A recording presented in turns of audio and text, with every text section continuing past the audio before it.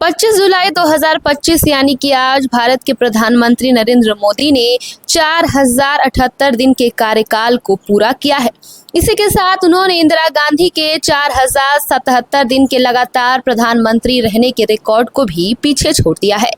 वहीं पीएम मोदी के इस कीर्तिमान को हासिल करने को लेकर भाजपा नेता सुधांशु त्रिवेदी ने विपक्ष पर जमकर हमला बोला। सुधांशु त्रिवेदी ने क्या कहा, ये आपको सुनाते हैं। श्रीमती इंदिरा गांधी जी के कार्यकाल के रिकॉर्ड को पीछे छोड़ते हुए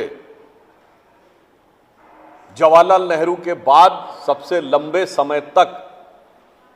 निरंतर प्रधानमंत्री के पद पर रहने का जन विश्वास, जन आशीर्वाद और राष्ट्र की निष्ठा से युक्त यह कार्यकाल का रिकॉर्ड बनाने में जो प्रधानमंत्री जी का योगदान रहा है, उससे हर भारतवासी हर्ष का अनुभव कर रहा है। जहां एक तरफ पूर्व के जो दो प्रधानमंत्री हैं उनके कार्यकाल में निरंकुशता के काले अध्याय रहे, तो यहां विकास के स्वर्णिम अध्याय रहे। और प्रधानमंत्री श्री नरेंद्र मोदी जी जन समर्थन के द्वारा चुनकर आकर प्रधानमंत्री पद पर आसीन होने वाले प्रधानमंत्री हैं, जबकि इंदिरा जी और नेहरू जी दोनों पहली बार जब प्रधानमंत्री बने तो जन समर्थन के द्वारा नहीं, परिस्थितियों की अपरिहार्यता या परिस्थितियों के राजनीतिक दांवपेच के बीच में से बने थे। परंतु इस अवसर पर ही झारखंड सरकार के एक मंत्री अंसारी जी के द्वारा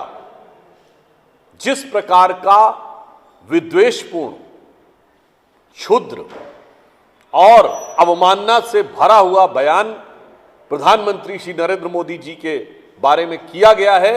वो एक बार फिर कांग्रेस के उसी घृणित मानसिकता को दर्शाता है कि देश के सर्वोच्च पद पर बैठे हुए एक चाय बनाने वाले के बेटे, जो लोकतंत्र के, भारत के विकास और विराट स्थिति के प्रतीक के रूप में बैठे हुए हैं, उनके बारे में, उनके बचपन, उनकी पृष्ठभूमि और व्यवसाय को लेके इस प्रकार का घृणित कमेंट, ये उन्हीं कमेंट्स की श्रृंखला में से एक है जिसमें कभी मोदी जी की बोटी बोटी करने की बात, तो कभी कब्र खोदने की बात, कभी उनके ऊपर वर्ग, जाति, समुदाय के सूचक शब्दों के द्वारा अपमान करने का प्रयास किया जाता था। परंतु यह घटना सिर्फ एक अलग नहीं है, ये कांग्रेस की एक सुविचारित योजना का हिस्सा है, क्योंकि कांग्रेस के नेता प्रतिपक्ष श्री राहुल गांधी जी हमेशा से प्रधानमंत्री श्री नरेंद्र मोदी जी के बारे में बहुत अशोभनीय शाब्दिक लफ्फाजी करने के आदतन हो चुके हैं,